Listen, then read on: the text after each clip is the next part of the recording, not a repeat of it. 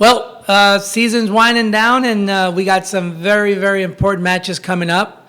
I feel the guys are trending in the right direction, and so we continue to want to be deliberate about making sure that we take it one match at a time. And right now, it's Villanova, so we look forward to flying out there. It'll be a quick one. We fly back on Friday on the day of the match, so looking forward to going there and try and take care of business and come right back. Just in terms of what Villanova usually does stylistically, what are you expecting out there? Yeah, they're a physical team, an athletic side. They have some football as well. They're a very tough team, and they've gotten some good results on the road as well. So we don't expect to go there and get a light challenge, if you will. It'll be a tall order, but I know the guys are up for it.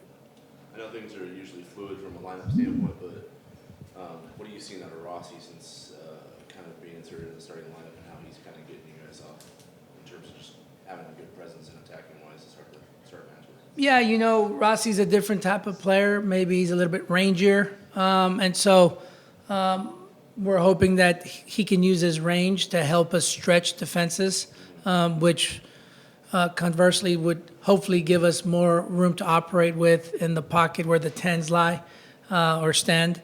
And so, really proud of the sacrifice that he makes on the defensive end as well. So, but right now I think we got a group rotation, with those 3 9s and Rossi, Baum, and Ramadan with Ali. So they all bring different traits to the table and traits that I think are beneficial and helpful to our side. How has Aiden looked since reacclimating? I think he almost got a goal in your last match, which was close on one, but how has he looked since kind of coming back off the ankle and kind of just getting back in the match? Yeah, he's trying to get back into a rhythm of things. I thought he was a delightful surprise when he came in. We knew that he's a special type of player, but quite frankly, he caught a lot of us by surprise in how quickly he got accustomed to the system and what we're looking for out of that position. Obviously, there's never good timing for an injury, right? And I thought he was rolling quite nicely from preseason and into the first couple of weeks of the season. So that injury that he sustained against Denver was quite a bit of a setback. He was out for several weeks, and so, but we're glad that he's back, and he looked pretty darn good this week in training. Correct me if I'm wrong, but it seems like your system is quite complex and it takes guys time to actually get comfortable with what they're supposed to be doing and all the responsibilities each guy has to kind of keep it all connected. With how many young players have played such vital roles for you, what's your assessment of their cerebral ability, especially how they're kind of able to think through a match and problem solve together? Yeah, no, I give these guys a lot of credit. I agree with you. I think that the style of play and the system that we try to operate out of, although we want to give our guys the freedom within the system, it takes a little bit to understand the intricacies of our system, whether that's on the ball or off the ball. And so I think these guys have been a pretty quick study, a lot of the new guys that we've had. And these were some of the kinks that we were trying to work out early on in the season. And, and that's why I always bring up preseason and how important preseason is for us.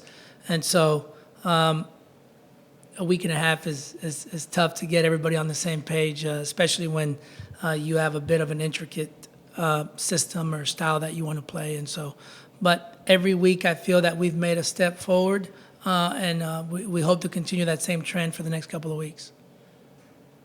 I don't want to create like a hype train for him, but Huddy's got 7 solo shutouts this year as a redshirt freshman, and in a lot of those matches, he's had to make 1 or 2 kind of those extra brilliant type plays to actually preserve a shutout as opposed to just kind of living off what the back line and front line are doing. In terms of, because he's kind of getting up there now in terms of shutouts at his age with Brian Holt, who's kind of, I would assume, is considered the best goalkeeper in program history. Do you see any similarities in their personalities and the way they go about what they do between those two? Obviously they're both 2 different types of goalkeepers. We could start by stature. Huddy is, 5 or 6 inches taller than Holt was. But yeah, there's some characteristics that they share, and I would say the first one is probably confidence. They both ooze confidence. As Huddy came in last year as a true freshman, he didn't lack confidence.